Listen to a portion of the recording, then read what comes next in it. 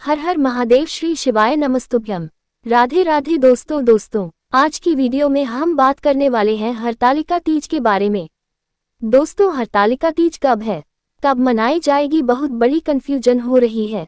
25 अगस्त को है या 26 अगस्त 2025 को हरतालिका तीज है, और हरितालिका तीज का क्या महत्व है और इसकी पूजा विधि क्या है। सुहागिन महिलाएं किस प्रकार पूजा पाठ करें और क्या क्या परहेज रखना चाहिए, इसके बारे में आज हम आप सभी को नियम अनुसार बताने वाले हैं। दोस्तों, हरतालिका तीज भाद्रपद माह के शुक्ल पक्ष की तृतीया तिथि को मनाई जाती है। इस दिन भगवान शिव की माता पार्वती और गणेश भगवान की पूजा की जाती है। इस दिन सुहागन महिलाएं निर्जला व्रत रखती हैं और अगले दिन सूर्योदय के बाद चतुर्थी तिथि में इस व्रत को पारण किया जाता है। यह व्रत पति की लंबी आयु के लिए रखा जाता है और वैवाहिक जीवन में सुख समृद्धि लाने के लिए हरतालिका तीज का व्रत सभी महिलाएं रखती हैं। इस दिन भगवान शिव और माता पार्वती की पूजा की जाती है। 2025 में हरतालिका तीज 25 को या 26 को, इस पे बड़ी कंफ्यूजन है। तो पंचांग के अनुसार अगर देखा जाए तो तृतीया तिथि जो है वह 25 अगस्त 2025 में दोपहर के 12:36 से शुरू हो रही है और 26 अगस्त को दोपहर के 1:55 तक तृतीया तिथि रहेगी। इसलिए हरितालिका तीज इस बार 26 अगस्त 2025 को यानी कि मंगलवार को पड़ेगा। उस दिन हरतालिका तीज मनाई जाएगी, तो इसमें कोई कंफ्यूजन नहीं। 26 अगस्त को आप हरतालिका तीज धूमधाम से मना सकते हैं और व्रत का पारण का मुहूर्त है तो चतुर्थी तिथि को व्रत का पारण किया जाता है। वह 27 अगस्त को पड़ेगी, यानी सूर्योदय के बाद आप यह व्रत निर्जल व्रत आप तोड़ सकते हैं। तो दोस्तों, अब हम बात कर लेते हैं कि ज्योतिष के अनुसार भी 26 अगस्त को बहुत ही खास मुहूर्त बन रहे हैं, यानी 26 अगस्त बहुत खास दिन है। इस दिन चंद्रमा मंगल दोनों कन्या राशि के अंदर विराजमान रहेंगे हैं।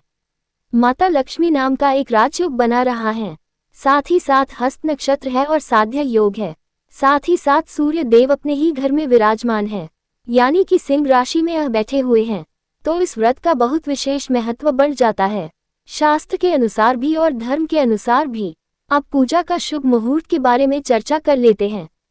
तो पंचांग के अनुसार जो पूजा का शुभ मुहूर्त है हरतालिका तीज का, जब आपको पूजा करनी चाहिए वो है 26 अगस्त सुबह 5:56 से लेकर और 8:31 तक सुबह आप पूजा पाठ कर सकती हैं। वैसे तो पूरे दिन आप कर सकती हैं, यह मैंने विशेष मुहूर्त बता दिया है, परंतु अगर सुहागी महिलाओं को टाइम मिले तो ये पूजा मुहूर्त में ही करें। मुहूर्त में पूजा पाठ करने से आपको आपके परिवार को किसी भी प्रकार की परेशानी नहीं होगी। दोस्तों, अब हम बात करते हैं इस व्रत में किस प्रकार से पूजा पाठ करना शुभ माना जाता है और किस तरह भगवान शिव और माता पार्वती को मनाना चाहिए। तो सभी सुहागिन महिलाएं ध्यान से सुने। सबसे पहले आपको प्रातःकाल उठकर स्नान करना है। स्नान करने के बाद सबसे पहले आपको अपने घर की मंदिर की साफ सफाई करनी है, मूर्तियों को धोना है, तस्वीरों को साफ करना है, यानी मंदिर की साफ सफाई आपको करनी है। और एक लकड़ी की चौकी लाएं, उसके अंदर लाल वस्त्र बिछा के उस पे गणेश जी, शिव जी और माता पार्वती की फोटो स्थापित करें। सभी सुहागिन महिला याद रखें कि सबसे पहले पूजा गणेश जी की करनी है।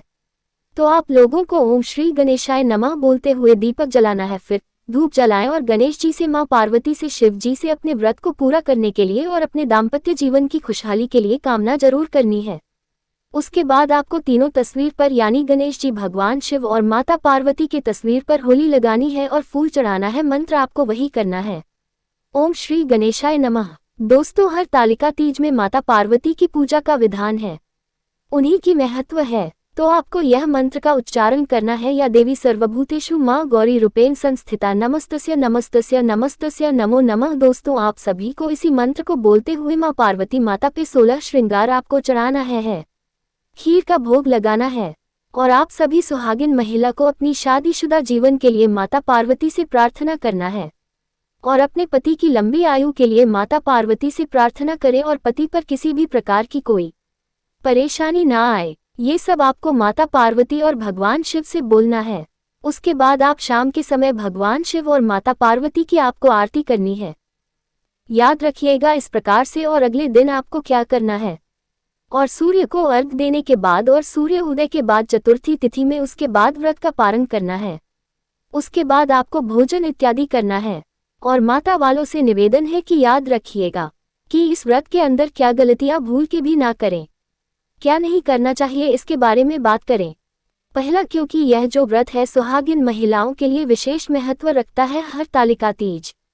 तो ऐसे में जब भी आप यह व्रत कर रहे हैं, पहला तो आप शादीशुदा होना चाहिए, दूसरा आपको मंगलसूत्र जरूर पहनना चाहिए और पूरा 16 श्रृंगार करना चाहिए। याद रखिएगा, तभी ये व्रत पूरा होता है। इस दिन काला वस्त्र आपको बिल्कुल धारण नहीं करना है, हो सके तो सिर्फ लाल, पीली, गुलाबी और नारंगी ही वस्त्र पहने। और इसी बीच बहुत सी महिलाओं का ये प्रश्न होता है कि यदि हमारा मासिक शुरू हो तो ऐसे में क्या करना चाहिए। तो कोई घबराने की जरूरत नहीं है, आप व्रत कर सकती हैं। सिर्फ आपको पूजा पाठ नहीं करना है, किसी भी सामग्री को नहीं छूना है, और आप मानसिक रूप से मन के अंदर आप ये सोच लीजिएगा कि मैं माँ पार्वती की पूजा कर रही हूँ, और आप व्रत कर सकती हैं, मानसिक जाप कर सकती हैं, लेकिन कहीं ना कहीं किसी सामग्री को टच नहीं करना। बस आप सभी को इन्हीं सब बातों का ध्यान रखकर व्रत को कर लेना चाहिए और अपने मन में भगवान शिव और माता पार्वती की याद रखना है।